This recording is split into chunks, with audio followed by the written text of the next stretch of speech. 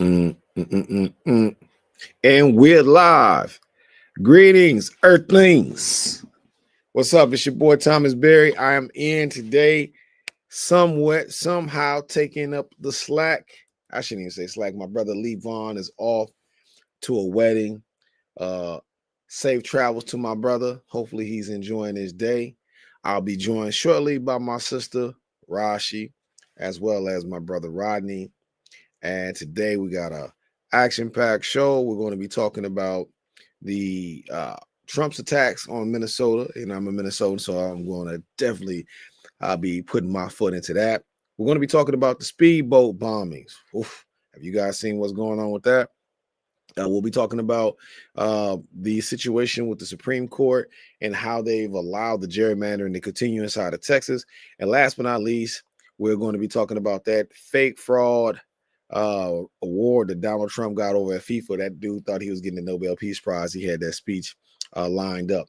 But more importantly, if you are watching now, you watching later, make sure you share this with a friend, a family member, etc. And let me do a couple things before I go into my rant. Hold on a second here, because we want to make sure we if I got my time today, got to make sure I got to deliver. All right, brothers don't get too many. You don't get too many times to say what you got to say. So let me make sure I do this. Hold on a second here. Tag my band of misfits. See, here we go. Got Lee, I got Rodney. Let me see, I got let me tag the folks here. Boom. All right. Man, I hope everybody else around the country is warm. We over here freezing our behinds off in Minnesota. This is not even cool whatsoever. However, we know the season was coming, so I can't sit up here and act like I did not know. Right? I could have hit the Powerball. Right? I could have used that positive manifestation to get myself somewhere warmer. I could have did all those things, but I decided to stay here and freeze my balls off, just like with everybody else. All right, cool. So I got my people. I typically just share with the people who I know. They check out the show and they always like what we do. But with that being said, let me give my opening soliloquy off to make sure that we get the radio show off. And it's not a radio show, we're more like podcasting. But let me make sure I get that off like Lee would if Lee was here. So this has been an interesting week in Minnesota. If you have not known, we have seen ICE hit the streets like crazy. First, it started off inside of St. Paul last week. You know, reality of it is we knew that it was going to come here this week. And it's just a lot of stuff that goes into it because, you know, let's be real. There has been a lot of, let me just be real, conflict from politics to just geographical location conflict inside of the Twin Cities between the African-American community and the Somali community. And, you know, you can't be a real person and not really acknowledge that there are some issues there. Got to acknowledge that, right? You got to acknowledge that. But the one thing that you have to also acknowledge, you have to acknowledge the fact that the Somalis didn't come in and take anything away from African Americans. They didn't. Whatever the Somalis got is what white people gave them. And let me clear that up so people can understand what I'm saying clearly. When I say whatever the Somalis got, white people gave them, I'm saying it from the vantage point of if you know how this country works and you know how this country gets down, you have to understand that whatever the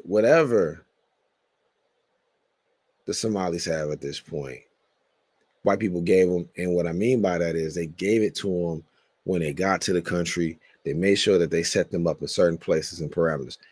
Feeding our future, we could talk about feeding our future all day long. We could talk about how bogus feeding our future is. We could talk about everything that went with feeding our future. But the one thing that you have to add into feeding our future and the entire scandal is you have to add the fact that there was people on the government side of these things that were supposed to hold checks and balances. Where are those people at? How come those people never are held accountable? You know, the people that signed off on the checks. Were those people on the federal edge? I'm not talking about the white lady who helped set it up and the other white people that kind of showed them the ropes on how to steal the money. That's not what I'm talking about. I'm talking about the white folks who are on the other end, because typically that's how it goes in heists. Y'all watch a lot of movies. You know, there got to be an inside person to give you the swipe badge to get in.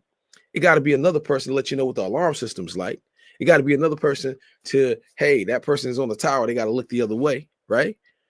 So, you know, this type of theft, this type of thievery, whatever you want to call it, you got to be real about it. You got to understand that it comes with more people on the inside knowing what the people on the outside is doing.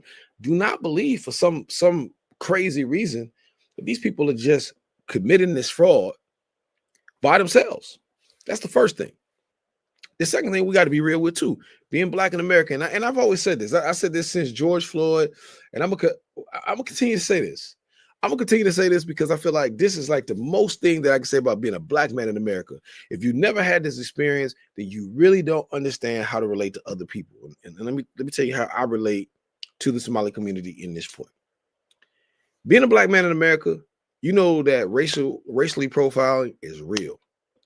You know that being a black man in America in the 90s, that meant if I was caught outside by law enforcement without my wallet, I could be sit downtown for 72 hours before I could see a judge, just on probable cause. Just on probable cause. Everybody has an experience that in the black community. Everybody has. I don't care if you live in the north side, the heart of north side, or heart of south side, whatever. You probably ain't experienced that.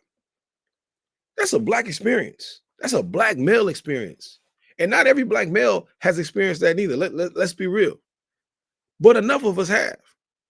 Enough of us know what it's like to really be racially profiled. Not a police officer just pull you over and frisk you. A police officer pull you over, whoop your ass, and take you downtown while you sitting in a cell knotted up.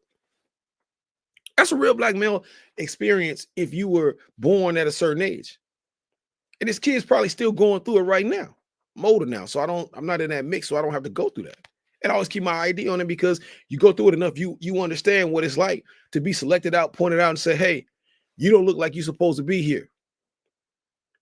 Oh, well, let me do to you what I feel like, I need to do and put you where I think you need to go. And if I get lucky, maybe I do catch you with some weed, some crack, a gun, a knife, or something, so I can charge you more. That is the black experience in America.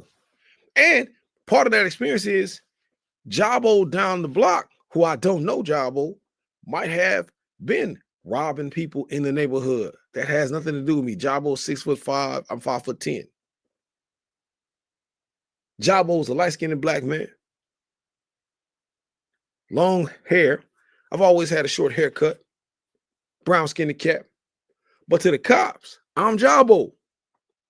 So I got to get that ass whooping, and I got to go to the county because of what Jabo did. And because one Jabo, that means every brother in the hood is Jabo.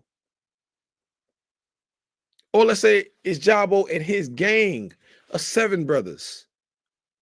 Now, 2,000 brothers in the area were all targeted to be Jabo.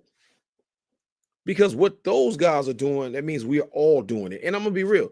That's kind of the sentiments on social media to begin with, right? Like this racist pathology that we have about melanated people. When one person does it, everybody do it. That's permanent on social media, right? One chick have a situation with her baby daddy, all baby daddies do it. One black man cheats on his wife, all black men cheat on their wife. Hey, but if a black woman cheats on her husband, that's just her. Or if a white woman does something, that's just her. If a white man does something, that's just him. If an Asian man does something, that's just him. But to be a black man in this country, you understand it's always group blame. You understand that as a black man. Now, there is some things where they always will do black people. Prime example, welfare fraud. For one, there's less black women on welfare than there is white women. But for some reason, all black women are on welfare. And it's not just white people who think that way. Asians think that way. Latinos think that way. Oh, and by the way, people from the continent think that way. But the truth of the matter is more white women on welfare than it is black women. But to group us all in, this idea, this racist trope. This is how I relate. It's the racist trope that, hey man, for what, what's wrong with welfare? For two, it's more white people on welfare. And for three, how is black women the face of welfare when there's more white people on welfare, more white people frauding welfare, but then you put the fraud face is a black woman. Whether it's Hennepin County, the state of Minnesota, Ramsey County, whatever. Anytime they got a face of child support, a face of welfare, whatever, it's always a black family. I'm just telling you. I sit in the meetings. I know what I'm telling you. These are the actual tropes. I don't give a damn if that black family smiling. I don't care if it looks like it's promising. They still are the face of welfare. And we're the face of crime. As a collective. Now, what we do, similar to what I'm seeing happening here in Minnesota, is we do the othering thing. What do I mean by the time? It's othering. So there may be some Somalis who see what's happening. They understand what's going on. But what they want to do is they want to other. What I mean, other. Well, they're not talking about me. They're talking about them Somalis over there. Them over there, not me. Oh, they saying they stole. Oh, they're not talking because I'm from Somaliland. They're from Somalia. They're not talking about me. They're talking about them Somalis over there. Case in point. Oh, they stealing? Oh, they're talking about them black people over there. They're not talking about me. But when they pull up on me, they're going to treat me like they're talking about them. And when they pull up on you, they're going to treat you like they're talking about the people from Somalia, Somaliland, Kenya, Ethiopia. We can go down the list. Truth of the matter is, being black in America, the experience allows you to know that white supremacy does not discriminate when it comes to melanated people. It does not say that this is a good set of black people, a bad set of black people. It does not say that these are kind Africans and these are not so kind Africans. It does not say that, oh, that Latino group right there, oh, they're college educated. Those over there, criminals. No, has no time for that. It's just easier to say that everybody's criminals. It's just easier to say that everybody's lazy. And when you sit and you watch the conversation amongst us as people, we start talking like those oppressors too. We start sounding like Donald Trump in a sense. I bring that up because one of the sad things that I've seen online in this whole piece, and I would hope that this wouldn't be a discourse amongst us as a people, but the discourse is what it is. It's so many of us who are sitting online trying to figure out why we shouldn't say anything. And we're saying, oh, the Somalis have done this or said this. I've seen the videos. I've seen your videos. They said this about African Americans. They've done this when it comes to African Americans. And I'm not going to say that they haven't said things about us. I'm not going to say that they haven't done things that's been detrimental. But when I say they, I don't mean all. That's some. Because every Somali I know is not into politics. Now, let me be clear on something. Because I understand how things work. You don't need all of anything. You don't. Like you definitely don't need all of anything or the majority of anybody to do enough to make people say, hey, they're tired of that. That's real. And I talked about that. That's white supremacy, right? I mean, that's white people in general. That shouldn't even white people in general. That's people in general. Only 13% of the colony thought that they should buck up against the British. And when that 13% moved, everybody else followed. So you don't need everybody. That's true. But I do think that you need to be mindful, especially when we know what our people have gone through in this country. We have to be mindful that we're not sounding like the white lynch mob. We also can't be those people who sit in the back while they're getting the rope or burning the cross looking. We have to understand that when we talk about standing on the shoulders of our ancestors, and I know that's a different dialogue for a lot of us, But when we say that we're standing on the shoulders of our ancestors and we're doing these things because our people didn't have access to it, when are we going to start showing when we say we're not our ancestors? Because that's, we love to say that, but we're not them and we're not going to do whatever, whatever. That's the favorite thing that people like to say. Here's the time to show it. Here's the time to be politically astute.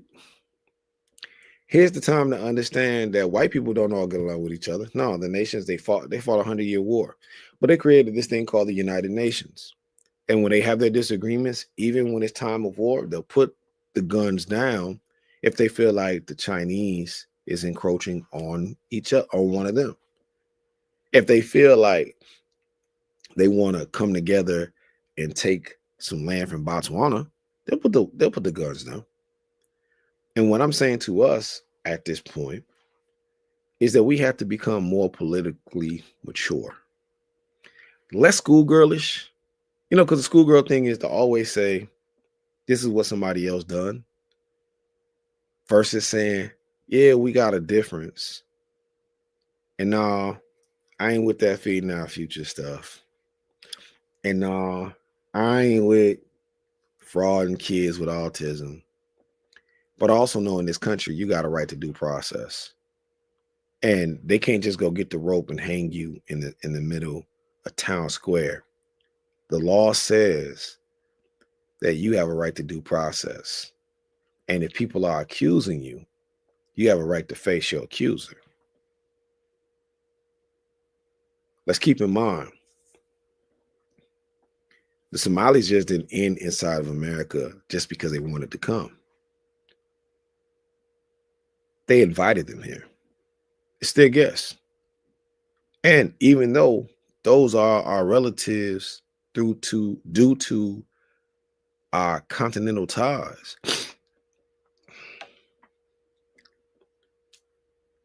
it's what makes us have to say, nah, we can't sit and watch y'all mistreat them, because we know if you get the precedent of mistreating them on the books, then what next?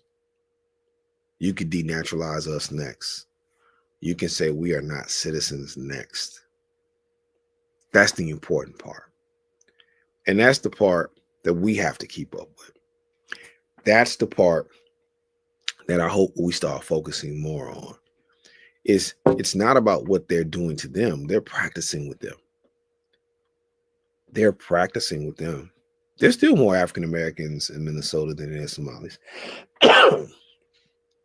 They're practicing with them.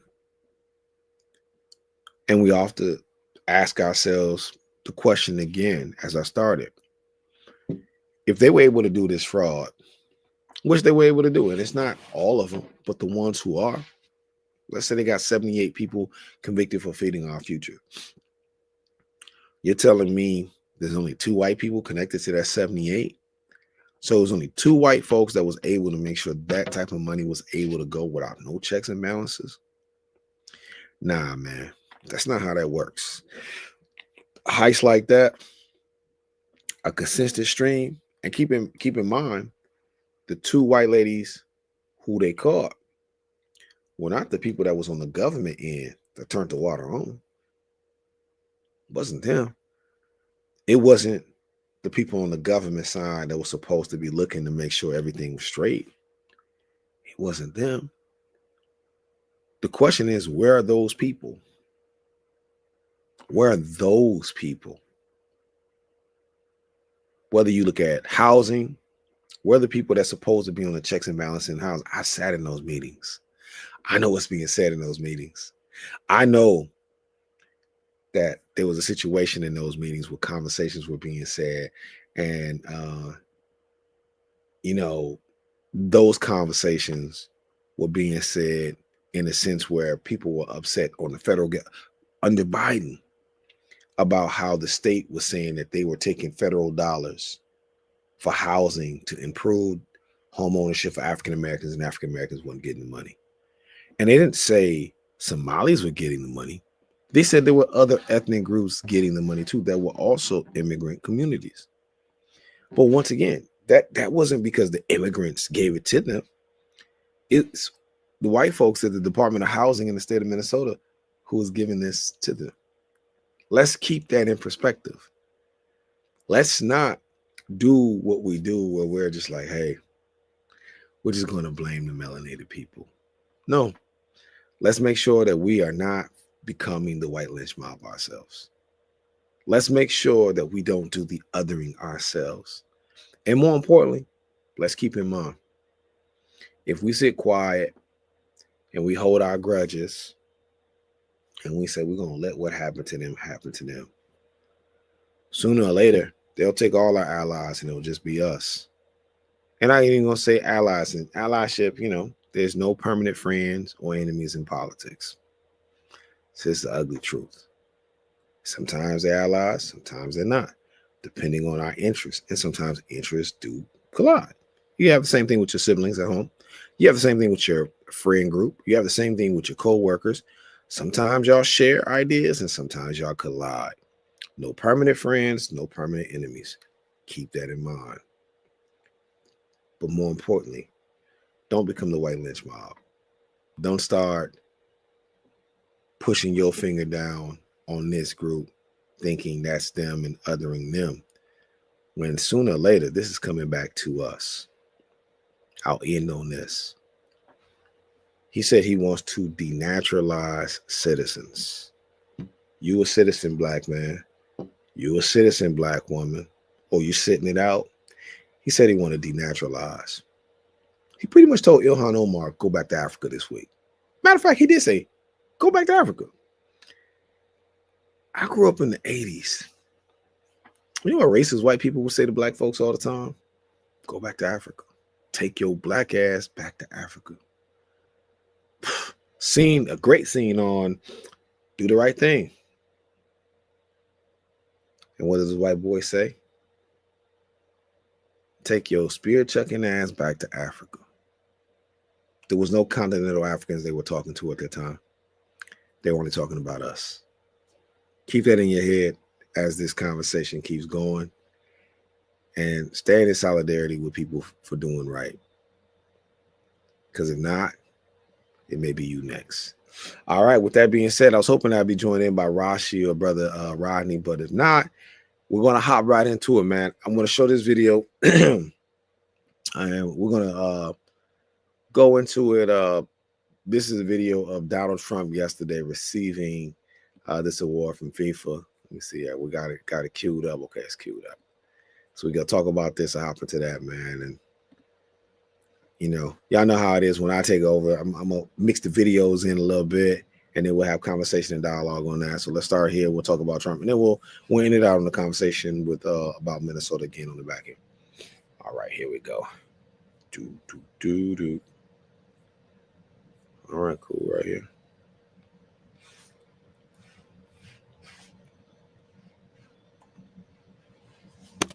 President Donald Trump was awarded the FIFA's inaugural Peace Prize that was awarded by soccer's governing body. Now, ever since FIFA announced that they were going to give this Peace Prize, there's been a lot of speculation that President Trump was going to get this award. President Trump and FIFA President Gianni Infantino are very close allies, and Infantino is a frequent visitor to the Oval Office right here at the White House. The announcement of the award came around the time that the U.S. president was basically openly campaigning to get the Nobel Peace Prize, which he was eventually not awarded. So what happened at the Kennedy Center early Friday was something that we all expected for some time now, that President Trump was the first recipient of the FIFA Peace Prize. This seemed really generated by Infantino himself. There were some FIFA officials who kind of learned about the announcement of this prize in the news, but it's also not a surprise because, like we've said, Infantino and Trump have built very close ties. They've been friends for years now, but now that President Trump is back in the office and America is on the verge of hosting the World Cup next year, along with Canada and Mexico, Infantino has been at the White House very frequently for various World Cup announcements and also just to socialize with Trump. So that's Trump winning this award, and I want to show another video in a second here. Hold on a second here. Because I want to talk about this. This is what's hilarious about this guy, is that when you sit back and you watch what's transpiring with this guy, it's a clown show. It is. It's a clown show. It's always his friends. It's always his buddies. You ever heard that saying like, he, it's the only a face of mother love, only a face of mother love. Only his friends award him. And what did he earn with peace? Like, we're talking about this man dropping bombs on a boat right now.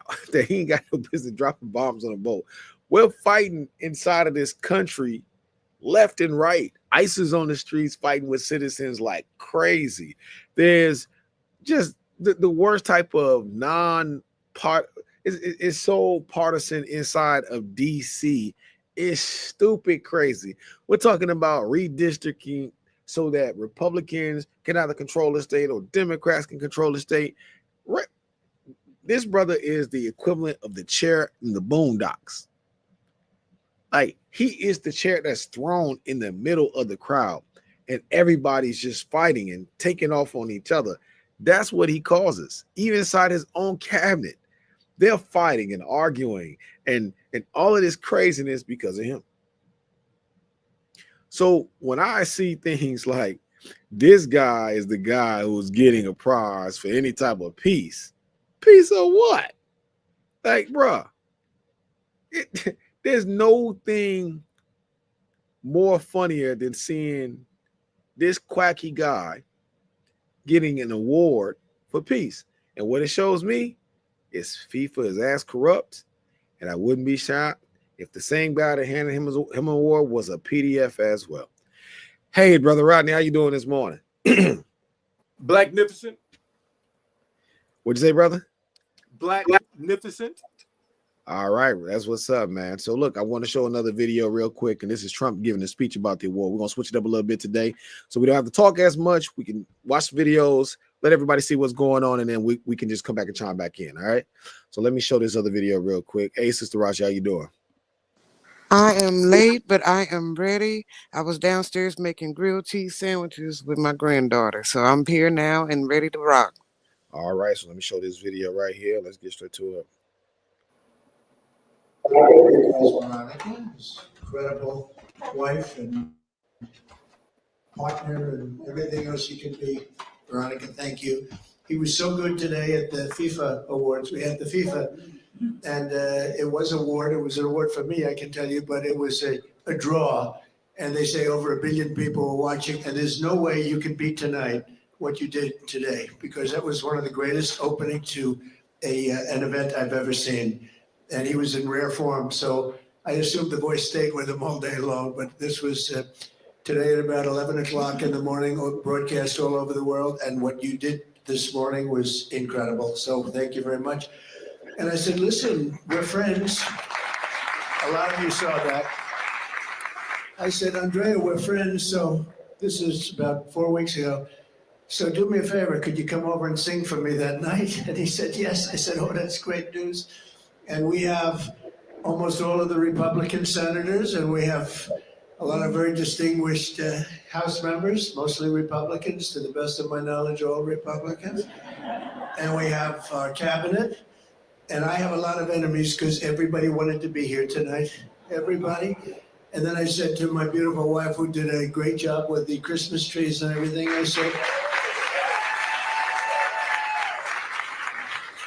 said, honey, we need more room. Is there a possibility we could take the trees out? She was not happy about that. So we left the trees. But we could have had a few more seats, but that's okay. But I do want to congratulate you. You've gotten rave reviews for the Christmas dinner, really decorations and ornaments and everything else, and it's never looked more beautiful, and I appreciate it, Melania.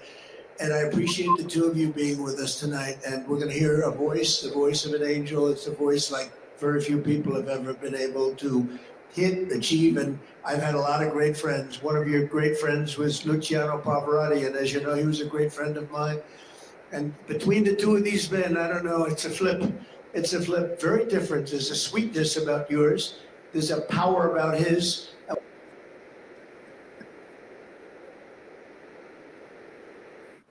Let me just tell y'all, the man is a. Never mind. Rodney, what do you think about all that?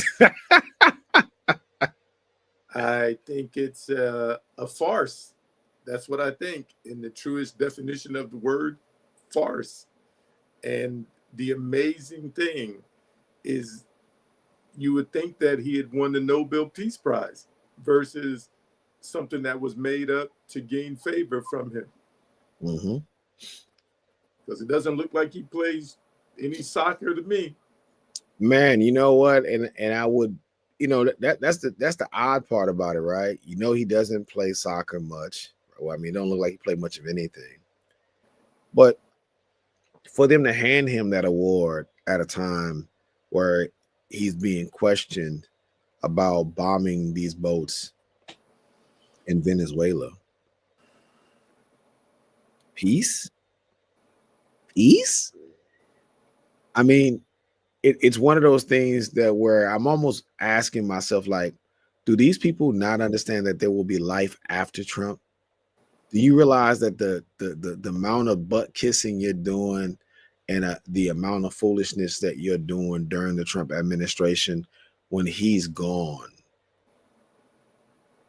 how do you save face? Maybe they're not expecting him to leave. I mean, let's face it. There was plenty of people who supported the Nazis. Plenty of businesses supported them. Look at Russia now. There's obviously plenty of businesses supporting Putin, and Russia has been in control of its people for decades.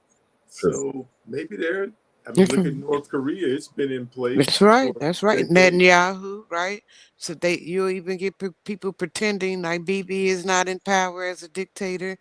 But if he can even be taken out and then put back in for taken out for war crimes and then put back in for not, because so he can commit some more war crimes, then let's stop pretending like the concept of dictatorship is not active and alive within the social constructs of the planet. You know what I'm saying? But I just thought though, that that's what this was about. That's what this social experiment was about. We don't do that. We don't allow someone to manipulate our consciousness that long. So what do you think? What could possibly be happening here then? Well, we see what is happening. And this is one of those cases where we need to believe our eyes instead of thinking they're lying to us, because it's happening literally right before our eyes. So it's not a question of what is happening, because it is happening. And just like they're going after the Somalis, and he said he's getting rid of the Haitians, I say he's getting closer and closer to his target, which is us. So it's happening. And to be quite honest, we're allowing it to happen in trying to deny that it's happening. See, I think it's the problem that when you have everybody's minds on one accord through these platforms, that's the problem. You could just really massively brainwash everybody. And you could distract everybody too.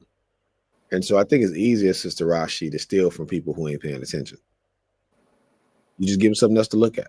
Just give them a bunch of shiny toys and fake, give them an insurrection, give them 4 or 5 different social groups to join, a Proud Boy here and it was another group.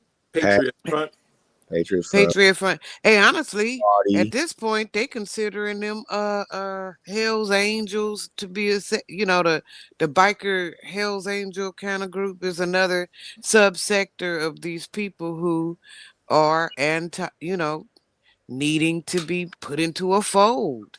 Here, you don't want America. So it's so crazy to be in a country where we're supposed to be coming together to make it a thing. And everybody's agenda is to pull it and rip it apart.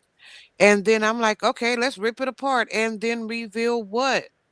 And then what will become of this stolen land with the stolen people on it? What will become of it? And so this conversation, fellas, is actually why I cannot teach social studies. I can't teach it. I won't teach it, Mr. Rodney. All right. So we always gonna see that man stand up and do some weird stuff. He wasn't reading the teleprompter. He wasn't, because they had a much more sophisticated speech for him to make, okay? But he won't read that shit. He won't read the words. And at some point they're gonna say he can't read the words because he just won't do it. He ad libs every single communication. And if he stand up there and look crazy today, it's because he did it yesterday and he's gonna do it tomorrow. He will not. It's the craziest shit I ever seen in my life. He will not read the words. Well, You here's the thing, Rashi. Why does he have to? If you take it from his standpoint, it's either one or two things are going to happen. He's either a lame duck president, meaning he can't run again, or he's just going to hold the house forever. Either which way, he's good. So there's no need for him to. He doesn't have to be the wolf with the sheep's clothing on anymore. Just be the wolf. And I think that's the part where I feel like the distractions helped, because people really thought he was going to get in and they were going to get those stimulus checks again, those good old stimulus checks. Or they thought that he was going to get in and he was going to take from them the immigrants and they were going to get a lot themselves. Either which way, it was a level of sheep clothing that he was putting on, right? And now he's taking it off and it's the wolf. The wolf is back. And guess what? The wolf is angrier. So now when the wolf is angry, ain't no script for the wolf. The wolf's mad at you. He's mad at them. Hell, he's mad at himself for losing. So no, it ain't no script for him. And I'm pretty sure he's probably fired most of the speech writers anyway. Because listen to him. This was the greatest Christmas tree ever put up right there in the White House by his wife. And this is the greatest ceremony ever. And it's only great because it's associated with him. So if I am the great one, if I determine what's great, who are you to tell me what to say? Because it's only great because I'm saying it. I don't know what kind of man. I'm sorry. Go ahead, Mr. Ronnie. I was just going to say it's about spectacle. And if you notice his speeches, if you call them speeches, are not really much different in tone than Hitler's speeches. And I'm still baffled on why so many people are afraid to compare him with the most obvious comparison, especially when he takes sometimes almost word for word from some of Hitler's speeches. Probably the only book he's ever read in his life is Mein Kampf, and he does a pretty good job of reciting it. So I think we have to look at things as they are with the hope of what they can be, but recognizing what is, because that's what we have to deal with in order to ever reach the hope of what can be. Because if we don't deal with it, then that's all it will ever be, is a hope, until even that is diminished. Well, it's a lot of dissension in them ranks. Them people in there backstabbing each other. It's literally a circle jerk of backstabbing. One stab in another man's back, and another man is stabbing in another man's back. And so eventually, like you said, Thomas, we're looking at, a sham. We're looking at a sham of a dude running a scam whose pyramid scheme has got some major Jenga holes in it. And so what he's gonna have to do is restructure under something else. And so that's why I feel like that Charlie Kirk type arena, when you broker I don't know, some kind of socio-political respect, but you're not actually in a political office. That is our next play for him. He about to pull a come on, I don't know. It's almost like damn creating Scientology, but doing it's political Scientology. But he's about to create a Charlie Kirk type. I don't know nobody else in them positions. A Andrew Tate, Charlie Kirk type. Y'all know some more of them dudes who got followings. but they not nobody. So here's the thing: you talking about and this goes back to what me and Rodney was talking about the show, the following on Fox with Joe. It's just cult personalities. Joe Carroll. Joe Carroll. It's just cult personalities, and so America's really being ran on the front of a lot of cult personalities, and it's not just white supremacist cult personalities. We have a lot of co-personalities in the black community based off of certain people that we feel like we got people who follow Dr. Joy Bryant. Right, there's cult personalities there. We have people who follow the Passport Bros, cult personalities there. Right, we got people who follow who is it, Mazone and the sister out there, Tamika, what's the name, cult personalities as well. Like there's a level of there's a lack of independent thought that is permeating in America. And the question that we always should be asked is, who thoughts are you thinking when someone gives you information? Even when we say things online here, people should do is go do the research themselves. We've done it to each other on the show. But other people, you don't need to do it just in debate, right? What's the difference? And you've seen this when people criticize the church. They'll say the pastor gets up there, he reads the passage, and everybody just takes what he says at verbatim. Nobody reads. Okay. Now you're on social media. Who's your favorite person on social media that you post consistently? Are you fact checking that person, or does it ring true to what you feel like you experience? Are they only hitting on the surface level of things, or are they giving you actual good information? Most of the time, we don't. Matter of fact, you know what we do, Brother Rodney? We go to the source that they give us, and we don't go to the counter source to the argument. So when you really do fact checking, your fact checking is just not about the book that the person hold up. Is there a counter to that book? Is there 10 counters to that book? What are some of the things about that book that's outdated? Did you read the entire book, or did you read the cover, just the cover or the back art of the book? Those are the types of things that I feel like it allows cult personality, especially at a time, Sister Rashi, where everybody just want to be first to post it. Okay, but check this out. We did not do Obama like that. Like, even though he came out surfing and chilling and doing all that other cool stuff, even with him being the Mhm. the first this, that, blah, blah, blah, blah, blah. He came out and he was able to go to Hawaii and lay up. He did not start then campaigning as the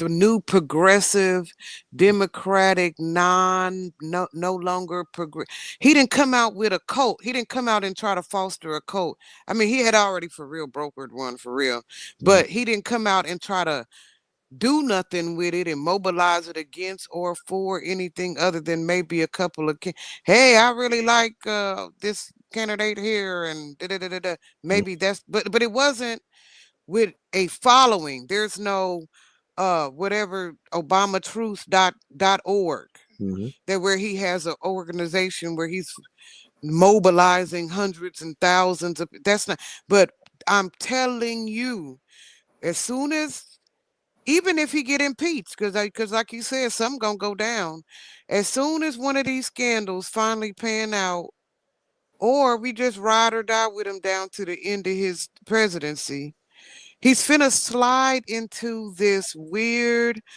I know I know from being on the inside, this is what they're doing, this is what they're not doing. Follow me into the, Trump truth.gov or .org, because it can't be .gov no more.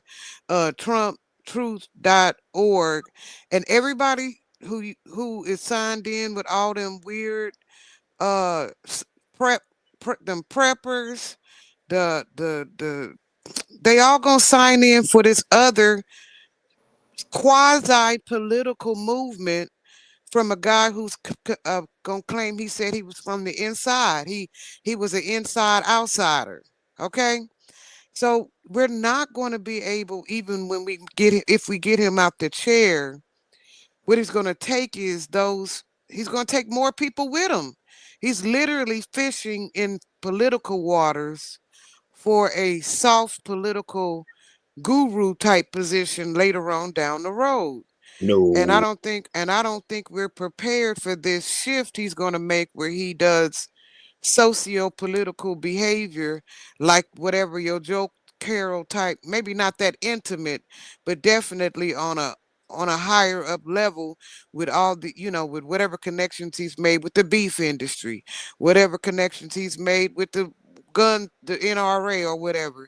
He's going to broker those audiences towards his Trump truth or Trump the facts or 1000%. It's gonna be something, Gotti. You know how he is. It ain't gonna make a nah, whole bunch of sense, but it's going to be a new cult, nah. quasi political cult That's not how he moves. formation. No, that's not how he moves. If you ever watch what Trump does, he's only here for a short time and never really a long time. Like nothing with him sticks. The casinos fail. The school fail. With Obama at first, it was the Tea Party that he was a part of before this whole MAGA thing took place. We nobody's asking where are the Tea Party people at. So it's not like he does things for things to burn out. That's part of his personality. Anytime you do anything, Sister Rashi, that's over the top, where it's either all really great or really bad, and there's no in between, there's a lack of what we could call sustainability because you'll burn out. So everything with him is a burnout mode. The thing, and you asked a great question, and I want to get Rodney back in on this. I think is we look at Trump all the time, and that's kind of how we do it in America. Part of it is Hollywood, part of it is just the cultural sensation of the lore of having a hero. I would say the think tanks are how we got here, Brother Rodney. And I would also say the impact of Barack Obama when it came to white supremacy was so powerful that they had to respond in this fashion because having a black man, whether you want to say biracial man, black man, melanated man, whatever the case may be, that was something that these white supremacists in these think tanks, they just couldn't stomach. What do you say? Well, I think that this is not something that was brought about by Barack Obama. This is something that's been in the makings. Oh no, no, I'm not saying brought about by Barack Obama. I'm saying it's a response. Like Barack Obama ain't got nothing to do. Barack mind his own business. But I'm saying this is typically the American response to black progress. So anytime there's black progress, there's always regression on the flip side by white people. But this thing, though, has actually been going on at least in an official documented capacity since 1972. Project 2025, there was Project 1980 before that. And there have been these projects, and they've constantly whittled away at the gains. Even when they had losses, they still had some small wins someplace. And they've constantly been doing it so that it just happened to come ahead now because they got their great white hope that they've always looked for, and that is the current guy that's in the White House. It's a racist country. It's always been a fascist country for some of us. So even that is not new. It's just that it's coming to a head. And what I mean by coming to a head is right now, America is at the crossroads. Literally, it is at the crossroads. Are we going to continue to push for the nation to be closer to the more perfect union, as those white-haired guys talked about when they wrote the Constitution for this country? Or are we going the route of the people who argued against that document and go the route of the people who fired those first uh, cannon shots at Fort Sumter? And I believe that if we do not actively engage our own communities and then ally with other communities, that it will be an easy and obvious choice that the country will go the right of authoritarianism and codify white supremacy in an ethno-fascist state. brought about by the pseudo belief of Christian nationalism, which has no Christian in it. So we have to make that choice. As Black people, we have to make that choice. And then we have to look for white people that are willing to ally with us so we can march together. Because, you know, I think it was Ben Franklin that said, either we hang together or we'll hang separately. So if you turn some Black people against the Somalis, if you turn the Haitians against Black people and have all of the people of melanin fighting each other and rooting for the other to be deported, that just means more of us will be deported sooner and our fighters will be gone. And now's the time where we need fighters both literally and figuratively. That's a great point and a great way to pivot the conversation. This week, Donald Trump made some comments about Ilhan Omar and Minnesota. And so if you guys will bear with me here, I want to play the video showing his full tirade, and then we'll talk about it on the back end. Let's see here. Brother Barry getting all fancy with the videos. Look at it. Brother, I was telling you, let's get up. Let's get it. Hey, Brother Rodney, if you was up early, this is how I ran radio. Oh, right on. This is, you know, it's better to let everybody see what we're talking about. They can see. No, I'm all with it, brother. Do the thing. Resign over the fraud scandal in his state. And who should? Tim Walz over the fraud scandal in his state. Look, I think the man's a grossly incompetent man. I thought that from the day I watched JD destroy him and the day I was saying, who was more incompetent, that man or my man? I had a man and he had a man. They were both incompetent. And I had a man and a woman. I thought she was very incompetent too, but now she's leading the field. And I think she's leading the field in the nomination. Anyway, look, that's up to them. That's up to the Democrats. You know, the problem with them is they have really bad policy. And I'm not going to say what it is because I don't want them to change it necessarily because I want to run against it, whether it's not going to be me, it's going to be somebody that's going to probably sitting at this table. It could be a couple of people sitting at this table.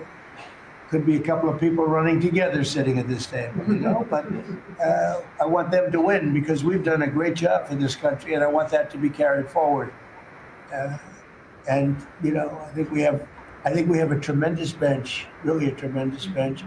But no, I think that Walz is a grossly incompetent man. There's something wrong with him. Okay? There's something wrong with him. And when you look at what he's done with Somalia, which is barely a country, you know, they have no anything. They just run around killing each other. There's no structure. And when I see somebody like Ilhan Omar, who I don't know at all, but I always watch her for years. I've watched her complain about our Constitution, how she's being treated badly. Our Constitution, the United States of America, is a bad place. It hates everybody, hates Jewish people, hates everybody. And I think she's an incompetent person. She's a real terrible person. But when I watch what is happening in Minnesota, the land of 1,000 lakes or however many lakes they have, they got a lot of lakes, but this beautiful place, and I see these people ripping it off.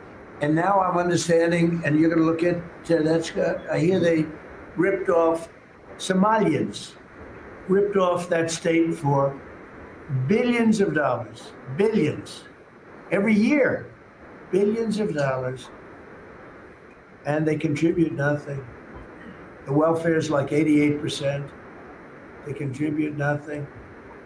I don't want them in our country, I'll be honest with you. Somebody would say, oh, that's not politically correct. I don't care. I don't want them in our country. Their country is no good for a reason. Their country stinks. And we don't want them in our country. I can say that about other countries too. I can say it about other countries too. We don't want them the hell. We have to rebuild our country. You know, our country's at a tipping point. We could go bad. We're at a tipping point. I don't know if people mind me saying that, but I'm saying it. We could go one way or the other. And we're going to go the wrong way if we keep taking in garbage into our country. Ilhan Omar is garbage. She's garbage. Her friends Mm-hmm. These aren't people that work. These aren't people that say, let's go, come on, let's make this place great. These are people that do nothing but complain. They complain. And from where they came from, they got nothing. You know, they came from paradise and they said, this isn't paradise. But when they come from hell and they complain and do nothing but bitch, we don't want them in our country. Let them go back to where they came from and fix it. Thank you very much, everybody. So And that's your wait, racist and cheat. wait, that's not, and that's not a, let's say, be clear. You do not think that's AI. You do not think that that is, I don't. He said it enough to where we don't even have to cut it.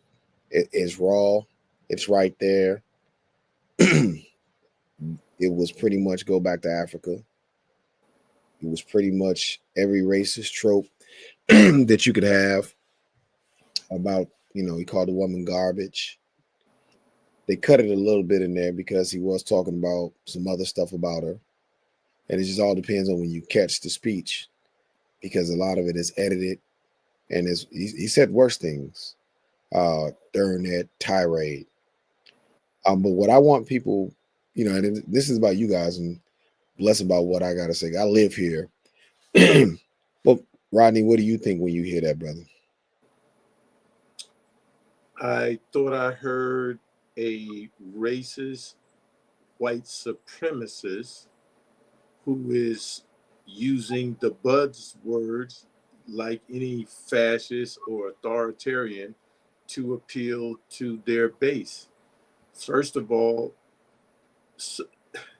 he said 80% of Somalis, and I wasn't sure what he was saying, 80% of 88. Somalis here, or I'm not sure which 80% he was talking about, but he said 80% of them were getting some type of social services. And that's simply not true. Of the Somalis who are here, maybe 13% are on the system, but those are documented Somalis, not undocumented. Undocumented people, unless you are in a special case like an asylum seeker, don't qualify and cannot get social services.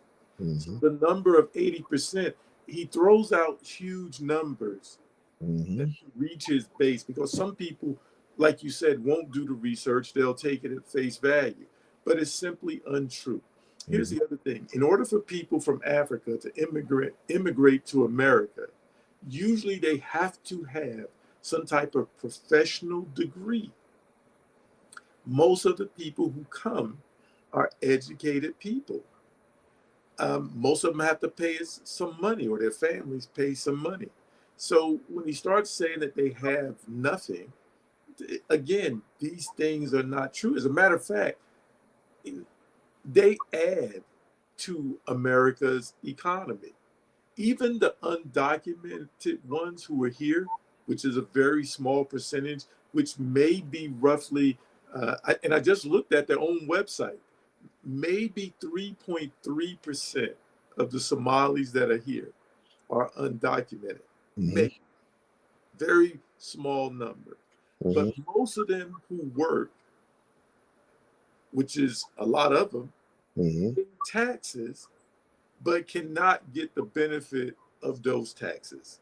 So they're actually adding to the rest of Americans who are here, and especially the white ones, who are the majority of the people on the system who don't work and get social services. Those social services are coming from undocumented people who don't get the benefit. So I think what happens is there has to be a constant fact checking of him, nonstop, because he spews so much disinformation that if there isn't someone there to counter it, it becomes truth to those who hear it and don't know any better.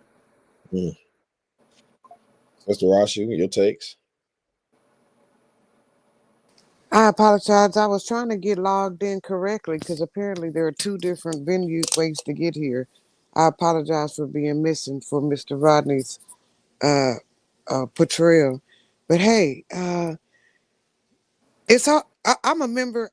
I'm an old time member of debate teams, and when you do literature forensic debate, they teach you how to and I ain't trying to. I don't care about his. We all know he's a sociopath. I want to talk to you about when you get ready to sway and persuade somebody with an argument, like basic shit. Like I want to drill down when you have to go and attack the other person as a way to sway others your way. It's called the ad hominem attack. When you have to attack ad hominem, tell me, shut up with your stupid ass or something like that. That's the first cornerstone of a failed logistic argument. Because if you really want to get people to understand you and feel a certain type of way about your argument, you have to come with um, evidentiary claims that people can see reason within, right? And ooh, she's a bad person. Okay, why is she a bad person? She's bad because she was born in Somalia. It don't work like that. Everybody knows that where you are born does not dictate what kind of person you are. So when you try to rally people on a failed ad hominem uh attack on a person, what it shows is you actually, I mean, for this is for the thinkers out there, for people who, for the what I call them mouth breathing people. For mouth breathing people, he did whatever he had to do. He told it like it is, right?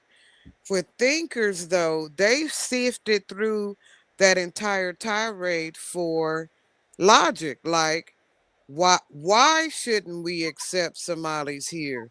His argument of the Somalis that we have brought here, 80% of them are on some type of government assistance. But that is the argument that he gave for why they are a problem for.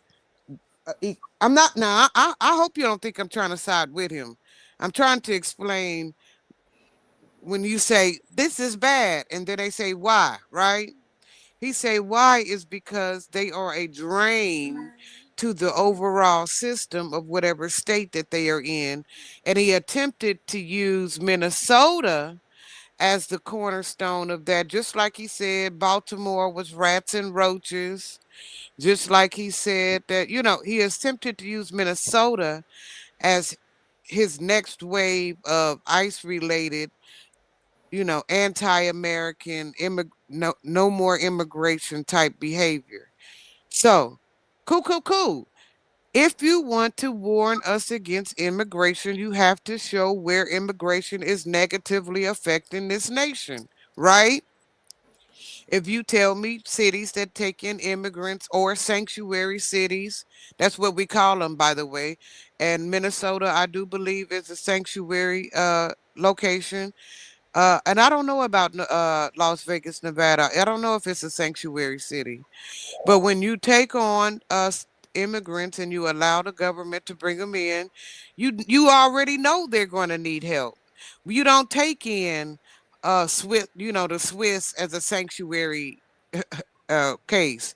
You don't take in most cases even the Chinese under those auspices. But places like Haiti, places like Somalia, where we didn't went in and wreaked havoc. You mean to tell me we ain't wreaked no havoc in Somalia?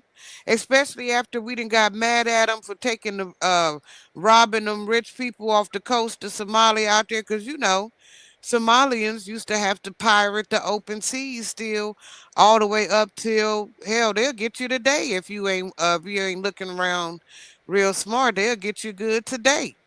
So because they are unsafe waters coming around the Horn of Africa and they get anybody, they have gotten us too. Us, the United States, or people from the United States. And so, yeah, we wreak havoc with the CIA.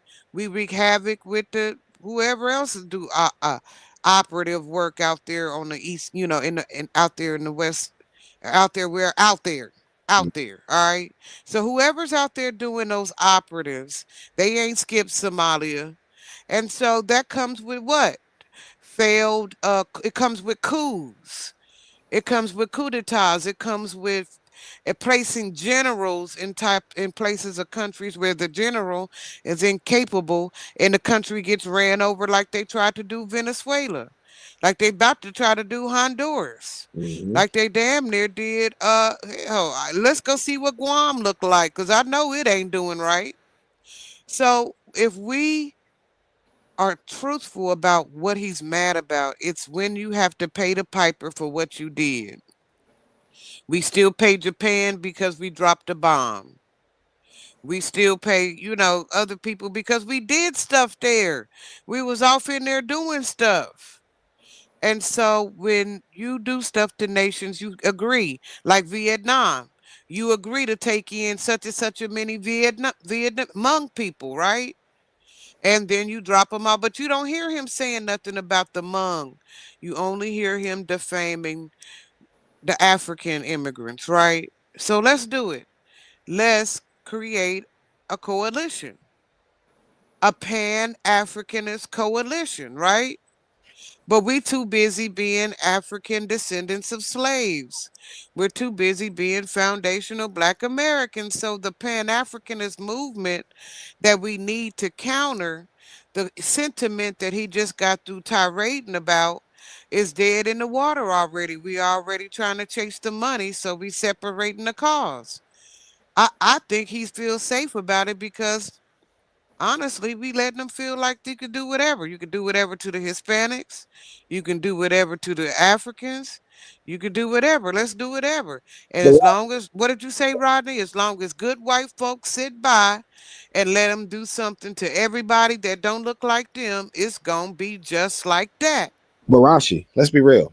Most of the Negroes who sitting on the sideline saying they're tired don't go by FBA or ADOS. Let's be real. Now, I can listen to some things, but I got to tell the truth. Pan Africanism is an American idea. It's not a continental idea to begin with.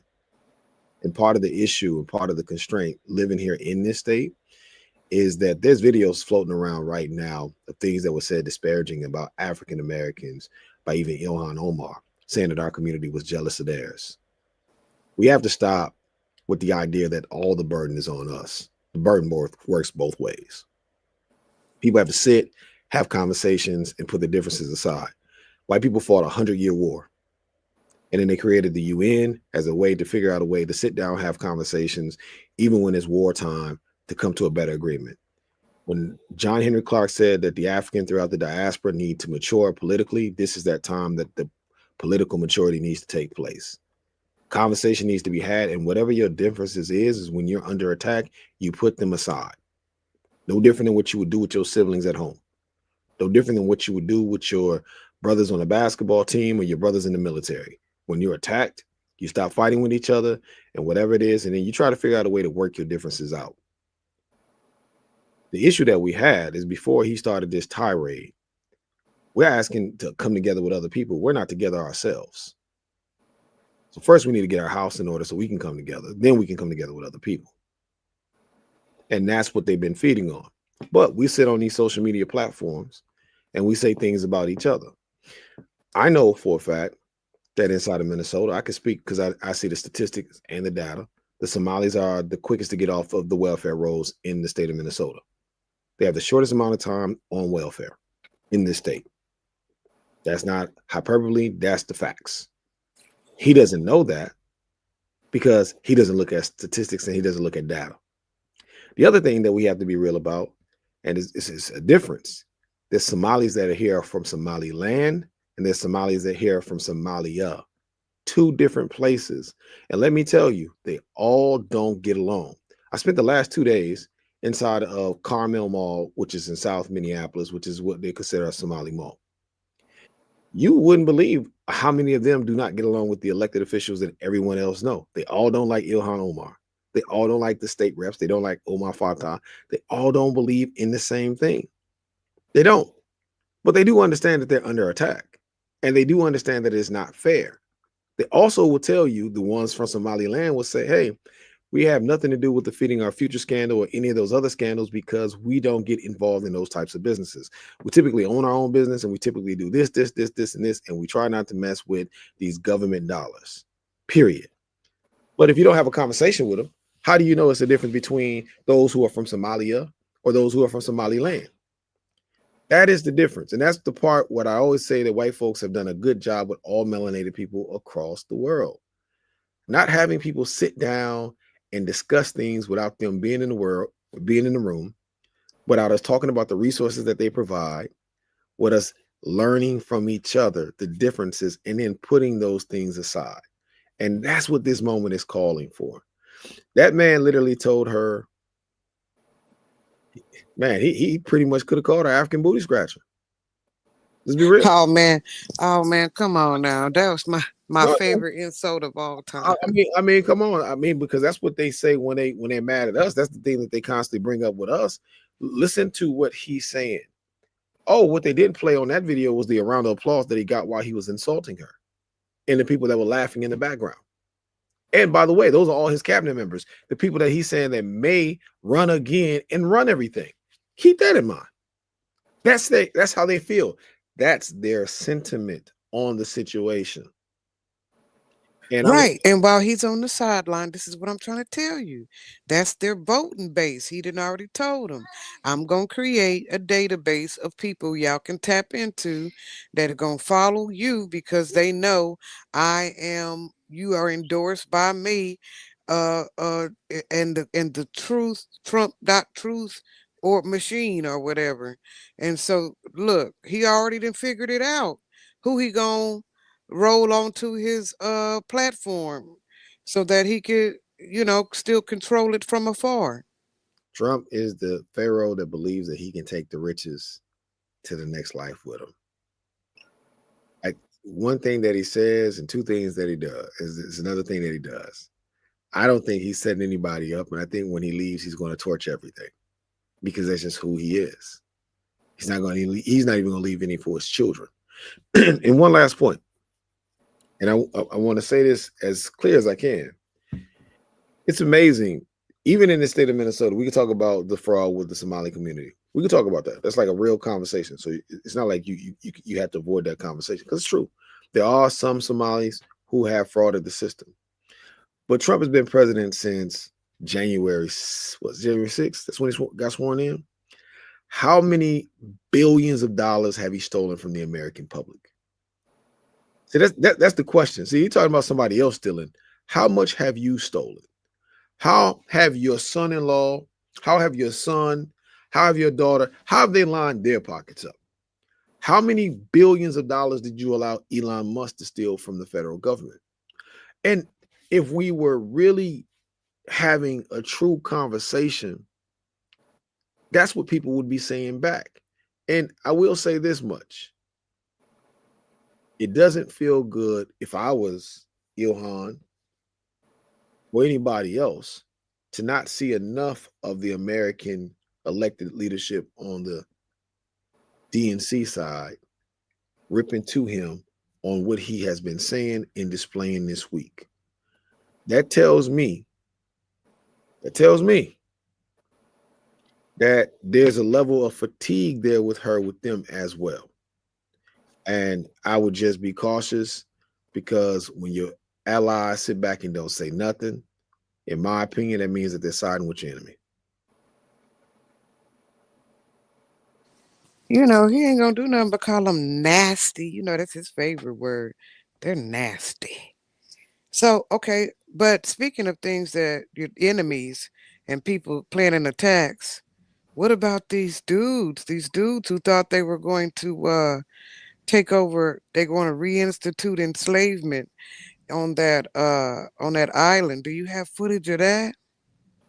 No, I don't have no footage of that. What island was that? I haven't heard of that story at all. All right, so it's two white dudes who've been planning this enslavement plan where they were supposed to go to a island, one of the lesser islands outside of Haiti, and and rally up, capture black people and attempt to enslave them, uh, enslave them on an island right outside of Haiti. The plans was there. They were drumming up money.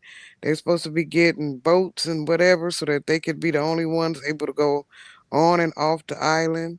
Mm. But I don't know, where did I see this story?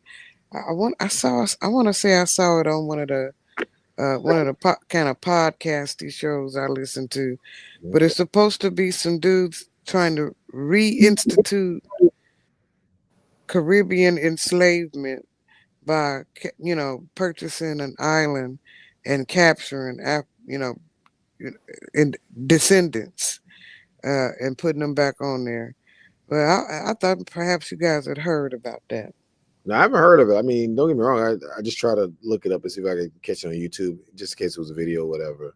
Now, I haven't heard of it. To me, and this is my sentiment on what's happening with this deportation piece. I think it is chattel slavery. I think that they're not sending people back to their homeland. I think that they're sending people to these countries in the Caribbean and other places throughout South America so that they can industrialize those places. If they're saying that AI is causing mass pollution here inside of Memphis and other places, and it could really mess with the water sources here in the United States, what better to do is go find a Argentina, give them $40 billion, say it's for beef, and then you make these deals to store all these people inside of your prisons. It costs for people to stay in prison.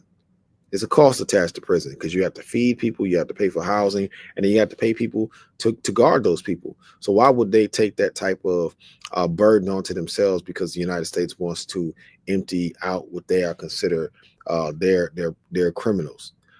I believe, Sister Rashi, that is a chattel slavery moment. I saw some of the other places in Africa where they are sending people to, and those places are currently like Libya and a few other spots where chattel slavery still does exist.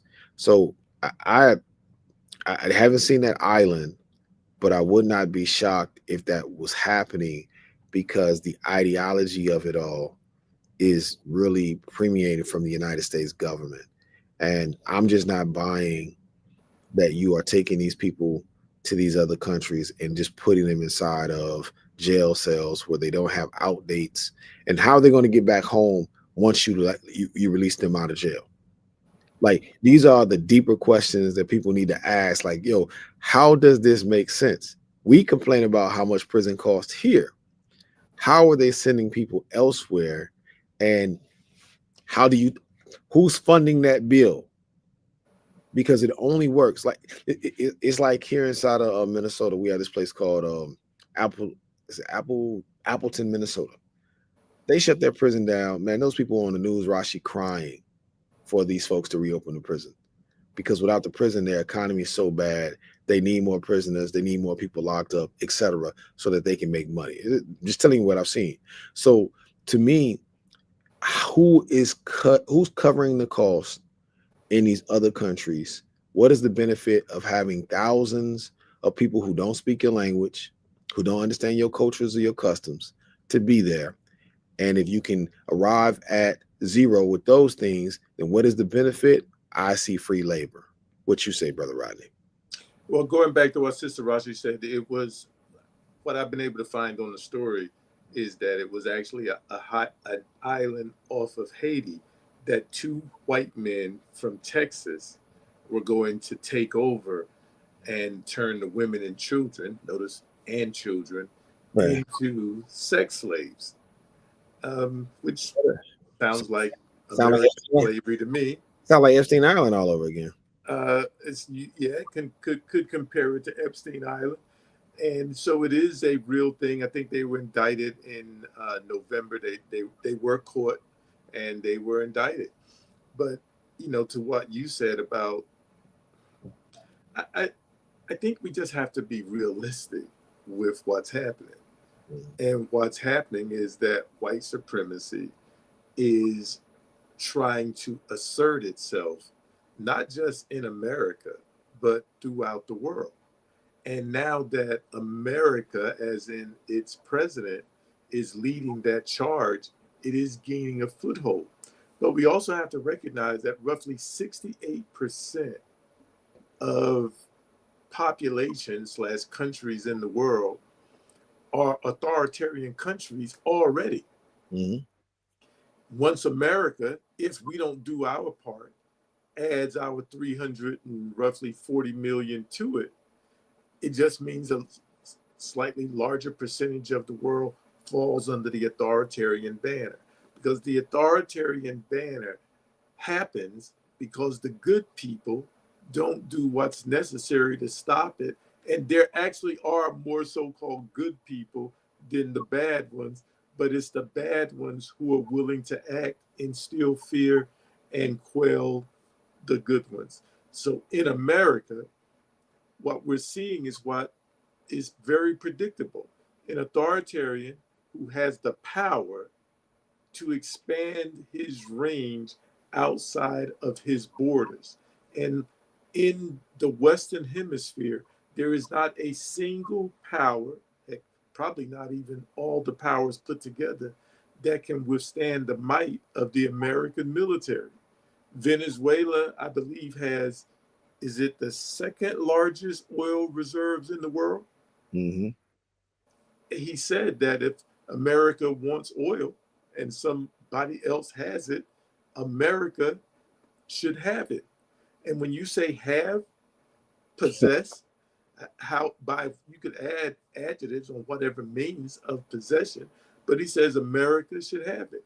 Look at what's going on with his threats to certain places in Africa because they have resources that he wants. Mhm. So it's he is getting American soldiers and turning them into. Uh-oh. Oh no. And I was just starting to take I was taking notes. Look, had my pen and paper, was taking them notes. But look, uh, we are not gonna make it without bringing people in. The overall work mindset in America is lacking in comparison to what the work we need done, right? You think so? So yeah, I do. I don't and they told us. They did what's his name? Elon them. They did the thing. They did the study. But why And would but why would you trust their study? because I'm seeing okay, they ain't trying to be funny. Joe Biden knew it too. When he went to go do that infrastructure build and they went to go tap to see who's there that can pour the concrete and reinforce the barbs and wrap the thing, and they realized that all them people uh work are doing local. They can't even hardly deal with an international infrastructure. There is no more. They didn't already shut down what's that youth employment, not what was that? Uh, What was it? Job Corps. Thank you, sweetheart. I be getting so old in my thoughts, Brother Barry. I hate when I get like that. But they shut down Job Corps, which is the conduit. They skimming down AmeriCorps, which is the training conduit. And so when they tapped in and looking to see who could get to pouring this concrete and whatnot, it was a 75,000-year-old man, and the best he could do was train the next ones. And so they put the feelers out. Here they put the feelers out in something called the Full Employment Council. And so if you're an able-bodied man within the ages of 18 and 25, come down, sign up for this program, and they'll train you in order to get a trade. But when they looked at the roster, they even got mad and said, "You want these goddamn food stamps? Well, get in here and sign up for this training program." Blah blah blah blah blah. When they still looked at the roster, and there was not enough people to fulfill the employment opportunities that they knew they were going to have if they pushed the initiative through. It So was going to get bottlenecked. can let me read these two comments and then I want to get Rodney back in too. But I do got a response to it. Hold on. So Elise said, I called it months ago. I You're said they talking, but I can't hear you. Are you you can on mute? with me? I shouldn't be on mute. Can you hear me? I can hear you. I can hear you. Okay. So I called it months ago. I said they were going to give immigrants a choice to go back where they came from or become indentured service slaves Are there no white legal immigrants? And then she said, I'm also very curious about how this new baby investment fund is really going to work and what will it become? Depending on who really receives the money, it would either become a jumpstart for white legacies or a debt to be repaid by impoverished people. Now, what I do want to say, thank you, Sister Elise, for sharing that. And I will say, those are good questions. I think, as I was saying, I think the servitude is going to happen in those places where Rodney were talking about, these where the dictators are already at, these authoritarian spots. And these authoritarians are not just housing them there because America said so. They're housing them there because the people who are spending $100 million, $200 million, $300 million on this quasi ballroom inside of the East Wing of the White House, they need those places so that they can expand their workforces and get cheaper labor. And if I can call people illegal immigrants, air quote, and call them criminals, and I'll send some home. Well, they know how to do enough to make it look good, but we'll send the many to these places. Now I got people who can either, just like we did when they brought us here to this country, well, we built the infrastructure of this country. They'll have them build the infrastructure of those places what's lacking. They'll build the plants in those places what's lacking. And the camera crew does not follow these people. And that's not because we don't have an American media that's asking the extra questions. But Brother Rodney, you were making some salient points and then you dropped off. I don't know what happened. Maybe some aliens blocked your signal or whatever, brother. But you were making some good points. And do you want to continue? Well, what I wanted to do is I wanted to hit. They were talking about the Somalis and how much money that it allegedly have stolen. Right. And I was looking at I think it's former Honduran president that just got pardoned, and he brought in 500 tons, 500 tons of illegal drugs to this country. Mm-hmm. So he just pardoned someone who brought 500 tons of drugs into this country. As he says, he is murdering people in international waters on the high seas who are in little tiny boats. And what's interesting to the juxtaposition to that is the United States Coast Guard, who are the most prolific drug interdictors that we have, just confiscated 20,000 pounds of drugs. Mm-hmm. I haven't heard the Defense Department confiscating or destroying a pound of drugs. Mm-hmm. So when I said farce, I meant it because I wanted to go back to the quote from Voltaire. But before I do that, let's look at the guy who stole, I think it was like $1 billion from the healthcare industry, from people who were sick, but he used that as a conduit to line his pockets with roughly $1 billion. And 45 pardoned him. Mm-hmm. Pardon him. Yep. So it cannot be about crime. It Right. cannot be about drug interdiction. Mm-hmm. And the crime that the Somalis did, crime is crime and it shouldn't have been done. But if we're going to use crime as the justification for removing people from this country, Mm-hmm. crime, then white people, Mm-hmm. European descent, you all need to pack your bags and roll out, starting with the dude in the White House. No, hey, good stuff. That's good. That's good. You know what? It's painfully obvious too, Brother Rodney, when you say that and you lay it out with the guy who brought the 500 tons in. He was quoted as saying that he was going to flood America intentionally with drugs, right? And to me, going back to Venezuela, their whole thing is, well, we're bombing these boats because we don't want drugs to come to America. But here it is, another administration has captured a man who was bringing the largest amount of drugs into America, and you're going to pardon that person. It is a moving contradiction. But as I said again, It is hard for Americans to focus because we're distracted by so much. This this should not be happening. And look, I get protesting only does so much. I understand. I understand protesting only does so much. But what I would say is outside of protesting, we should be looking at the people who support Trump, because this whole thing about just don't buy at Target, man, there's a lot of other corporations we probably shouldn't buy from. There probably should be the new iPhone purchases when we see how much Apple is given to Trump. There probably should be less of us ordering from Amazon when we see how much Jeff Bezos is giving to Trump. We probably should be less of us YouTube and Google, and like Google has 4 different companies, and all 4 different companies are giving large sums of money to Trump. I say all that to say it's only going to stop when the American people stop feeding the people that's feeding him. That's the only way to kill this dragon. Is stop feeding the people who's feeding him.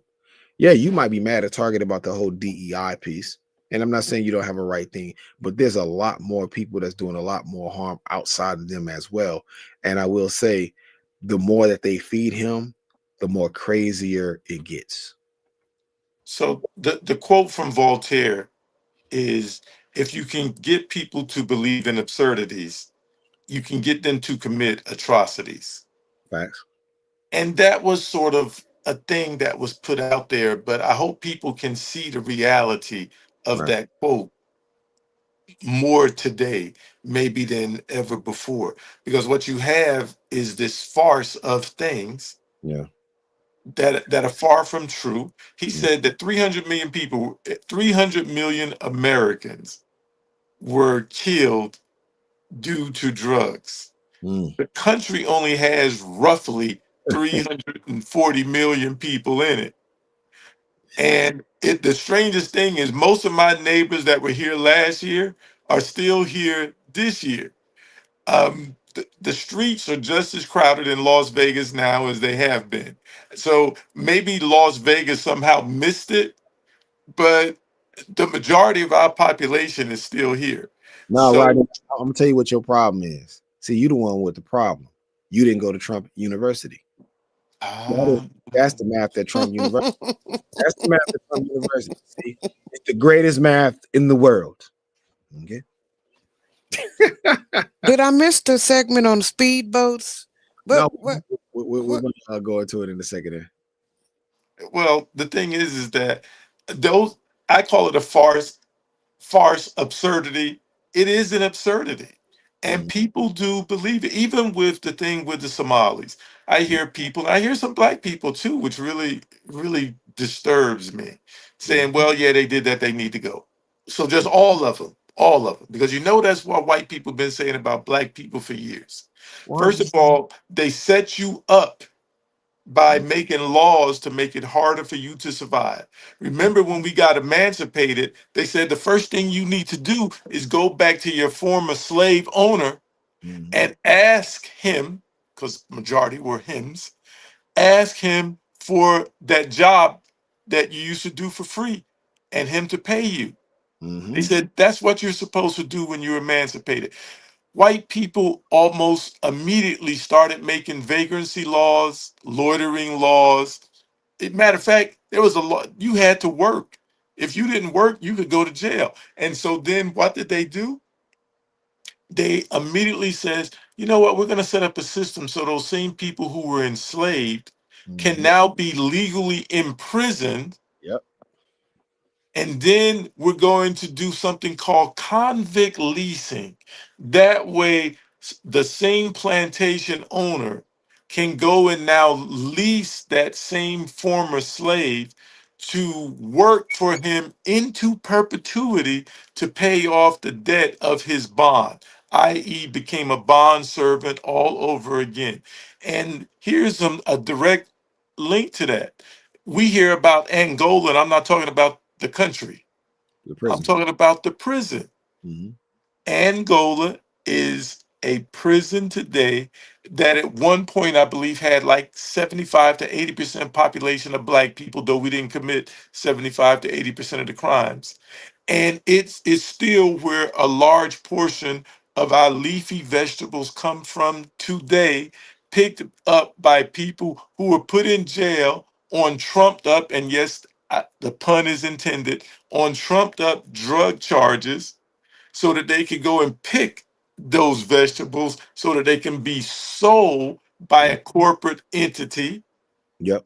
back to us. So this is, we're not far removed from what was, and we're definitely heading like a bullet to what will be. And I was talking to a group of people last night at the gathering. About 50% of them were white.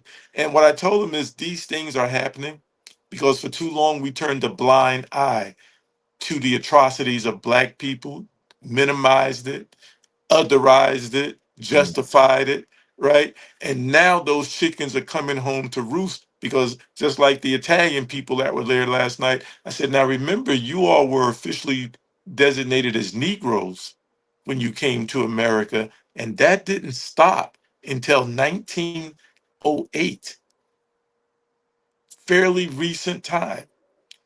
I said, so your ancestors were unwanted in this country, and when they start talking about removing people because now the SCOTUS, for some crazy reason, which there can only be one reason to do it, but the SCOTUS has decided to take up birthright citizenship, which is right in the Constitution.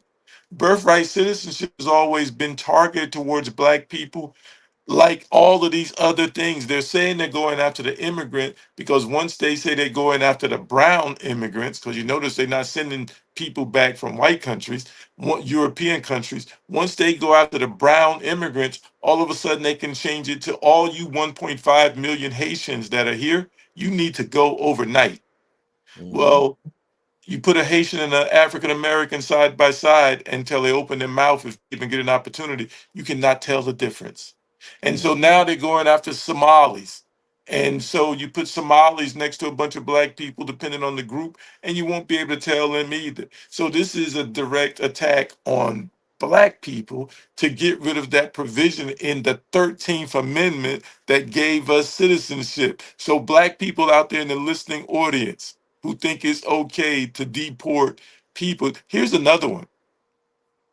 Laws don't matter to this ilk of people because in the Alien and Sedition Act, I believe that he's trying to use, but doing it illegally, it specifies in there that no child, I believe it's under 14, is applicable to this act. Is that stopping him from grabbing children, even babies, putting them in detention/concentration camps, and then deporting them? No. This is not about lawlessness, because if it was, every day, Christy Nome, every day, 45 and JD Vance, every day, Leaky Peach, your mama call you trash, Hepsef wakes up and look in the mirror, they would have to deport themselves because they are the biggest criminals in this country today. Facts. Facts. And I think that that's unfortunately is the sad part about it. The head of the country is corrupt. And you know, if the head is corrupt, man, imagine what the head can do to the body, right? And that's what we're dealing with right here. We're dealing with, even when we'll show real quick the bombing of the boats in Venezuela, which they said in a testimony on Capitol Hill yesterday, the admiral said that that boat was not heading towards the United States. It was heading to somewhere inside of the Caribbean, that if there were drugs, it wouldn't have came here. They would have went to Europe. They're just bombing because they can. And then to brag about it and then turn around and say, I ain't did nothing wrong. Well, hold on. Didn't you just say kill everybody? Wasn't that what you were bragging about? I told them to kill everybody. Oh, did you tell or did you not tell? Because it was good braggadocious. And this is the same Pete Hegseth that was using a bad way of communicating that which put more troops in harm's way. It is just amateur hour. Signal Gate, the dude used an unauthorized means of communicating national security secrets, some of the highest levels of security classifications in the land, over an unauthorized outlet, and then even had the nerve to invite a reporter as a part of it that just hung out and listened. Imagine if that would have been, oh, let's say a foreign government that just happened to be in there instead of a reporter who kept the information to himself until they lied and said, oh, that didn't happen. And he was forced to release a portion of it to prove that, no, oh, no, they actually did send me an invite and I listened to everything they had to say, top secret and above. Just crazy. So Rashi, you want it? We got it. Let's take a look at what's going on with the bombing of these boats. All right. Let's see. Every day in this country is something new with this guy. You know, Brother Barry, you're queuing that up. It's about us now. It's not about them. They've proven who they are My and what energy they're bill doing. dropped from $150 to $50 by doing this. My friends laughed at me when I spent $49 on a power saver device that cut my. Gotta have a commercial. Man, you know that's YouTube now, man. Without a commercial, YouTube ain't nothing. Buy, Right. sell, sell, buy. All right. So- Unfortunately, all right, cool. Let's see. We can skip that. See here. Here we go. Sources tell CNN the U.S. military carried out a follow-up strike on September 2nd after becoming aware of survivors in the water. The sources tell us that prior to the strike, Secretary of Defense Pete Hegseth had ordered the military to ensure everyone on board was killed. People briefed on the, quote, double tap strike say they're concerned that it could violate the law of armed conflict, which prohibits the execution of an enemy combatant who is taken out of the fight due to injury or surrender. Now, since September, as you're seeing on your screen here, the U.S. military has carried out at least 21 known strikes on suspected drug trafficking boats, killing at least 83 people. Officials have also acknowledged, though, not knowing the identities of everyone on board before they are struck. And this development comes as President Trump says the U.S. military will soon begin land strikes on alleged drug trafficking networks in Venezuela. I want to bring in Beth Stanner, a CNN national security analyst and former deputy director of national intelligence. Thank you for taking the time. I just want to start with getting your reaction. All right. So we landed there. Sister Rashi, you asked about it. We dropped it. What you think? So we done killed dang near 100 people trying to stop it. We don't care about what. Do we know what kind of drug, or have they even said what mostly we capturing? We don't know what you said, Brother Rodney. What they doing with the dope after they get it? It's just a free for all, like they got down there in Arizona and Texas at the border, right? You see something you don't like, you shoot at it, you kill it, and you don't even really have to report to anybody for real about what you did or what you got out of it, or is the tactic even working? So it's mercenary behavior. Sister And Rocky, it is murderous behavior. So they said enemy combatants. In order to be an enemy combatant, that means you must be warring against the nation that designated you as an enemy combatant.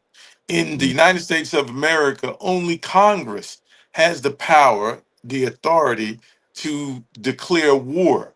Last I checked, other than Cheeto Mussolini doing these extrajudicial murders of, as best as we can tell, innocent civilians, we're not at war with anybody in this hemisphere. Not a single entity. As a matter of fact, we're not at war with the Venezuelans, we're not at war with the Hondurans, the Colombians, or none of these people that these allegations are being made against. So they cannot be enemy combatants because we're not at war. they're not terrorists because we have no proof that they terrorized anything. As a matter of fact, we don't even have proof that there were drugs on the boat. And even if there were drugs on the boat, the penalty for drugs on a boat don't make a difference because they aren't here. They didn't sell them. Oh, here's another thing. The boats, even if they wanted to reach America, couldn't reach America because it's too far away. So any scenario that they try to come up with does not justify their actions. Those were extrajudicial or really non-judicial murders in international waters. They weren't even in America's waters. These were done in international waters, which make these international crimes, and they should be Congress, regardless of whether a single MAGA person joins in or not. Congress should start holding hearings on the president, the commander in chief, turning our American soldiers, because they don't belong to him, they belong to us, our American military, turning them into murderers. This is one of the reasons why I have for months been encouraging our elected officials to reach directly out to our military to remind them that they took an oath and have an obligation not to follow unlawful orders. And here's the thing, when they give an example of what an unlawful order is, they even use shipwrecks as an example of what not to do. And if you go back to World War II history, you will find out that when Japanese did the same thing to Americans, we ensured that they were held accountable in war crime tribunals. And this isn't a war crime. This is just murder. Because it does say one of the other things that you have an obligation to do as a military member is when the enemy, when there actually is an enemy, no longer has the means to fight, you are actually supposed to, first of all, cease offensive operations, and you are supposed to go and rescue and render aid. None of that has happened. No way you cut it, no way you slice it. This is murder.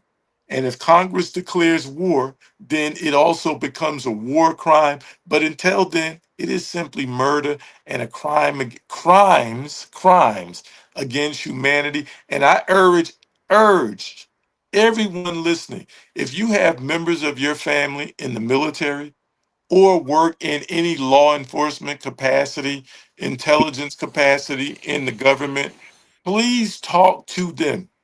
Remind them of the oath that they took, their responsibility, and let them know your disapproval with them. The way that we're going to stop this is we're going to have to stop it. He and the people in the administration have proven that this is what they want to do. Our government that's supposed to represent us has proven that this is what they are going to do. Brother Barry said he is planning on sending land forces. This is the same guy who said no more stupid wars. We are engaging unilaterally in a stupid war not declared by Congress, which is another reason for all you folks out there to register to vote. I'm not the greatest fan of the Democrats, but I can tell you the guys that are pointing a gun at me right now are not the Democrats. It's the MAGA GOP, and we need to stop them. We have very few tools to use. We don't know if we're going to have elections, but if we do, we need to be prepared for it and make sure we vote down the line all D's.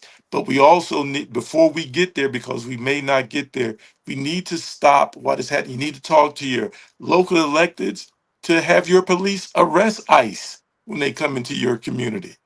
And they're breaking the laws, violating civil rights, violating human rights, violating the Constitution that they took an oath to uphold. Remember, we're paying their salaries. We're paying their salaries.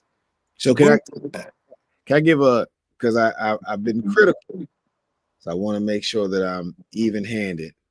I want to tip my cap to the police chief in Minneapolis, who said as of yesterday, it was either yesterday or Thursday, He wants Minneapolis police officers to arrest ICE agents if they are violating Somali or any immigrant group's rights. And that takes courage. A It lot. takes courage. So salute to him for taking that stance. I appreciate it. This is, once again, as I was stating earlier, you can have differences, but when you have situations that attack everyone, then you need to put those differences aside. And that's a level of maturity. You don't talk about, well, what you did yesterday. Well, today is a new day. We got a new enemy at front. We can get back to that when we need to get back to that. But for today, we're together. That is the mature way of handling things. I'm sorry. Coach don't teach you that. They just don't teach you how to rationalize. What they teach you how to do is go into your corner and no matter what, drink the Jesus juice and die. That's what they want you to do. Be angry with everybody and die. That's what they want you to do. And so I hope that people are watching what's going on. And I agree with Brother Rodney. If you got people in the military in your family, talk to them. We got 9 minutes to go. And so, Sister Rashi, ladies always first. Do you have anything that you want the folks to know? Well, as I'm an educator and we finna hit our second round of testing, the baby's about to be at home with y'all for a long time, right?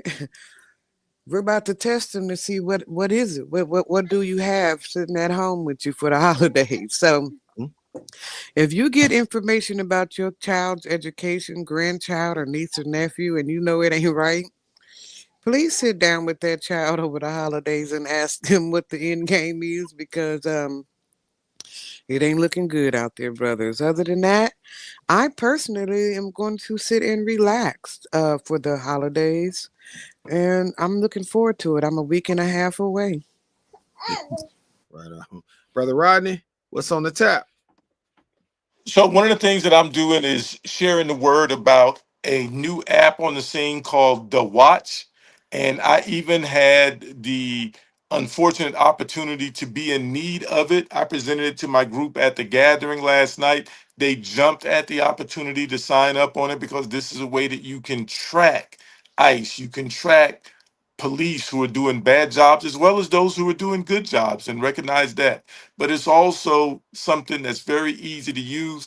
It is new on the scene, so the more people that get on it, it's going to go through some growing pains, but we'll share what those things are, and it's constantly being improved. But I encourage all of you to get it, whether you think you need it or not, because if it's not you, there's a lot of people who are walking the same route that they walked where George Floyd was murdered and had no idea that they would be on scene reporters recording it. So once again, that's the Watch app, and you can go get it at thewatchapp.org.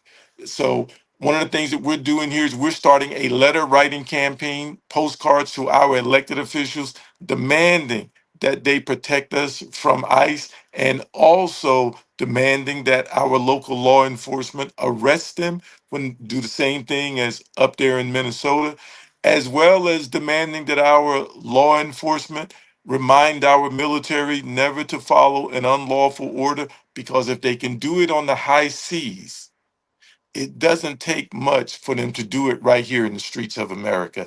It is on us to stop it. Yeah, 100%. Well, I would say for myself, as the person who was sitting here making the adjustments to the watch while we were doing the show today, to make sure that we get some things better than what they were yesterday. And that's the thing, you make things better than what they were yesterday. I do want to say this because Rashi was talking about school being out. I've created several apps outside of the watch, but I'll tell you about the watch and 2 others and why I think it's fitting for the holiday. We are doing a Minneapolis NAACP spelling bee, and we created an app that's free for all students across the country to utilize. It's a great app, and I am telling people, man, come and check it out. It is the Blue Hornet Spelling Bee. I will post it on my page, on my wall, show you how to get to it, as well as the Mayat Math app. Both apps are free. Both range from kindergarten all the way to 12th grade with ACT, SAT prep in spelling and literature, as well as ACT, SAT prep when it comes to math. They are in my energetic games. They focus on the Mayat, focus on Egyptian gods and goddesses. The spelling bee, the Blue Hornet focuses on black superhero. And I heard this week that we may be doing a couple of upgrades to those superheroes that might be outside of just black superheroes. We might add a Latino superhero and an Asian superhero to this as well. But the point of the matter is, we can't keep saying that we want better for our children, and when better arrives, we ignore. It's a free app. Download it to the same tablets and iPhones and Androids that you shove in their face anyway when you're not trying to watch them and sit them to the side. Now you got a babysitter that's smarter than you. So I would tell you, sign up, get your kids a part of these free apps. And last but not least, let's talk about the watch for a second, Brother Rodney. I saw a lot of videos being shared of black women being murdered across the country, black women going missing. And they're saying nobody respects the black woman, nobody protects the black woman, nobody does this for the black woman. Well, the watch app is here with a panic button that you can use, voice activated. So if you are in a situation where someone is trying to abduct you, if someone is trying to physically assault you in a domestic situation, whatever the case may be, you can activate that panic button and you can let your family, friends, and law enforcement know this is going on. I only bring this up to say we're here, we've arrived, and if we really want better, when better shows up, we got to choose better. The sad part about it is locally, I've watched us still depend on Elon and Mark Zuckerberg's Twitter and Facebook and Instagram. If I was a person trying not to get caught up by ICE and I was an immigrant, I would leave those apps alone. As a matter of fact, if you were telling me that I have to go to your page to get help, I would leave you alone too. This is where we're at, you all. None of this stuff is accidental. I've said this for the last 5 years, maybe longer about Trump, maybe last 10 years about Trump, that everything he does is algorithms. What's being said on the algorithms, that's how he talks to the people. He's using the same verbiage we use on Facebook against immigrants, against each other. That's how he talks. He's talking from a script based off of what people are saying online. You think I'm lying? Think about the whole Epstein thing. Think about how it flipped. You know how it flipped? It flipped because people were online saying this is how he should flip it. See, all you got to do is release it, and then you're going to see the Democrats that Epstein was talking to, and then you're going to find out that he ain't got to worry about him. Just focus on the Democrats. And that's what he tried to do. It didn't work, but he took what was being said on the internet and he tried to use it as a way. That's what he does. If you want better, unplug. Nothing says you have to be on Facebook posting 24 hours a day. You know, they have this app called the Watch app. Ding, ding. Especially if you got the Watch app on your phone already. Go on there, pretty that thing up, put your pictures up.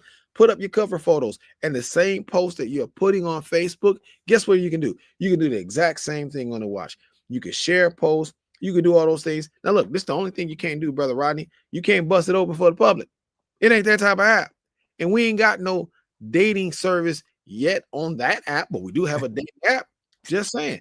That's not what we're doing. And you don't have to worry about people trying to sell you something 24/7 or sell your identification to corporations. So anytime you're on your at home talking about, I want some ice cream, soon as you log on to the watch, it's not a picture of ice cream. No, this is a way for you can clear your mind as well as be a part of community so you know your thoughts belong to you. Join the Watch app today, and that's THEWATCHAPP.org for a little bit of nothing. For a little bit of nothing. And I would say if you're local, we got a local special going on here in Minnesota. Check it out. But you have to log in to check these things out. Same thing if you're in Vegas. Log in, tap in. We want you to be a part of it because when we come out there, we build this database out so you can have better policing and more reform. And we help get rid of some of these people for ICE if they're violating people's rights to make sure that after Trump is gone, they'll never get a job again. You'll understand why you joined a watch. You'll be on the right side of history. With that being said, leave on to be back next week, taking over the controls. And Sister Rashi will be sitting back, smacking kids upside their head. Brother Rodney, will be somewhere helping somebody that he probably shouldn't even be talking to. As far as myself, I'm gonna be trying to find me some sleep. That's it for this week, you all. We appreciate you. As Lee always said, if nobody told you they love you, we love you. Somewhat. Me, I'm an Aquarius. I don't love everybody, but we'll try today. But with that being said, y'all have a good one. Peace.